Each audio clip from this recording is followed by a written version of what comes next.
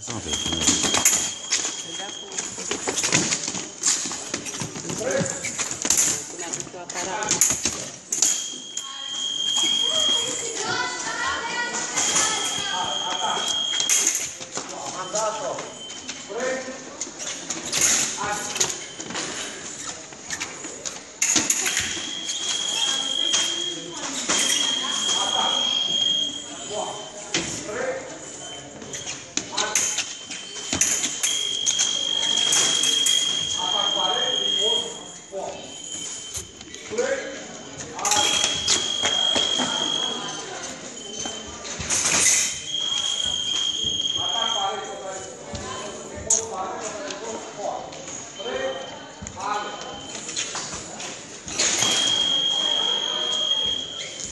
Băi, Silviule, ce bulangiu ești, mă!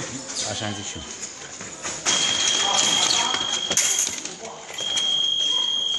Ar trebui să joci cu dreapta la spate.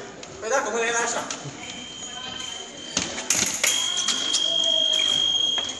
Gata.